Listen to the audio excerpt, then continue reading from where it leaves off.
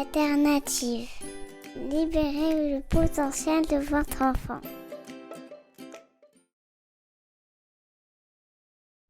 Donc aujourd'hui, j'ai préparé deux types de cartes, deux thèmes différents, le thème d'Halloween et le thème de l'automne.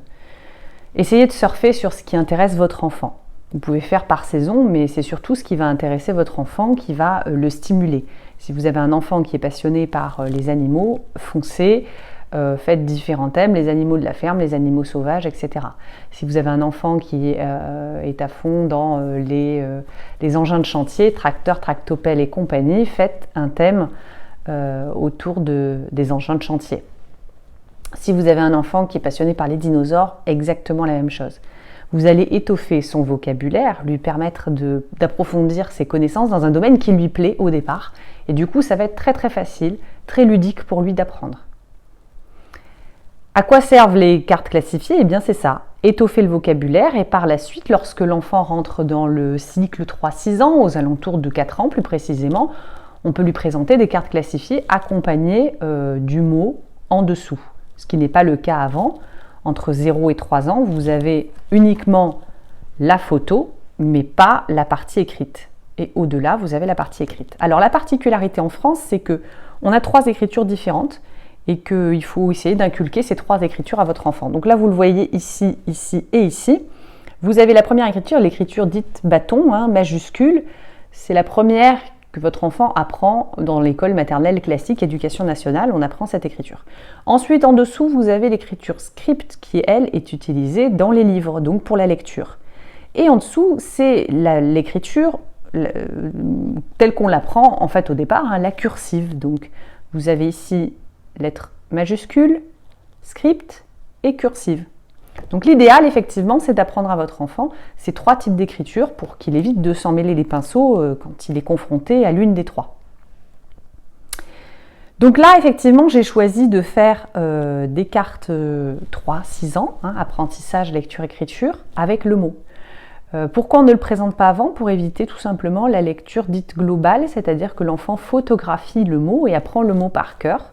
Parce qu'après, lorsqu'on veut induire la méthode syllabique, qui est plus proche des apprentissages alternatifs, on va rencontrer des problèmes pour faire comprendre que telle lettre associée à telle lettre forme tel son, puisque la particularité dans certains mots, ça va être que ça forme d'autres sons, et s'il a photographié ces mots-là, ça va être très compliqué de revenir en arrière. Donc pour éviter d'embrouiller l'enfant, jusqu'à l'âge de 3 ans, carte classifiée, uniquement avec la photo et non pas avec le nom. Au-delà de 3 ans, aux alentours de 4 ans, je dirais, on peut commencer à induire effectivement l'écriture-lecture, puisqu'on est dans des apprentissages en parallèle qui vont dans le même sens. Donc on peut tout à fait présenter les cartes comme ça. Donc là, je vous ai préparé 2 petits thèmes. Donc le thème de l'automne, où ici on voit les fruits de l'automne, on peut avoir les fleurs de l'automne, les plantes de l'automne, les animaux qu'on peut rencontrer plus souvent donc à l'automne, voilà, les feuilles mortes, l'écorce.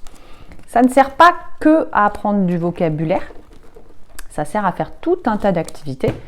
Je peux vous en parler très longuement, mais là aujourd'hui je suis limitée. J'y reviendrai quoi qu'il en soit parce que c'est un thème qui est très intéressant, très large, un outil de travail qui est très intéressant. Et là, donc, pour vous montrer la différence avec le thème d'Halloween, vous avez les cartes ici avec le thème d'Halloween, les potions magiques, les citrouilles, les squelettes, tout ce qui se rapporte au thème d'Halloween. Une dernière précision, il y a souvent, je le vois sur internet, un amalgame fait, et ça m'arrive aussi de m'en mélanger un peu les pinceaux, entre la carte classifiée et la nomenclature. Alors la différence entre une nomenclature et une carte classifiée, c'est que la nomenclature, elle est en noir et blanc, la photo est en noir et blanc, et vous avez un élément de la photo qui est mis en relief, en orange très souvent, et c'est cette partie de l'image qu'il va falloir nommer. Par exemple, sur cette courge butternut, vous avez à l'intérieur ici des graines. Si c'est une nomenclature, la photo est en noir et blanc, la graine est mise en relief par le biais de la couleur et l'enfant doit nommer le mot graine et non pas la courge butternut. Voilà.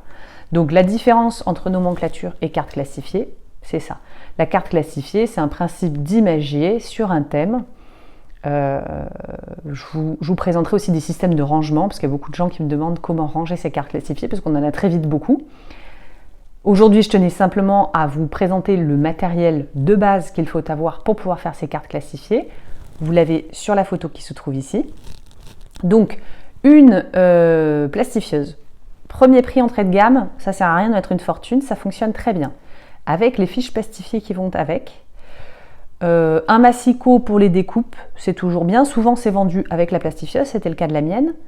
Et un ciseau bourron, c'est bien pour pouvoir faire les arrondis. Ici, vous pouvez être aidé d'un enfant, hein, selon sa motricité fine.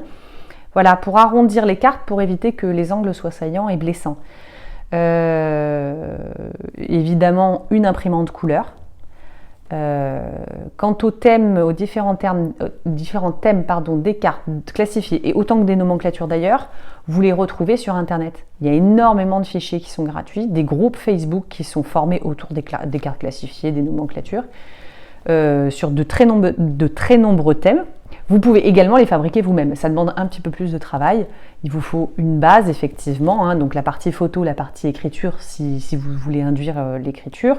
Et puis, à vous de prendre les photos de ce qui vous intéresse ou du quotidien de votre enfant pour l'amener à dialoguer autour de ça et à prendre du vocabulaire autour du thème choisi.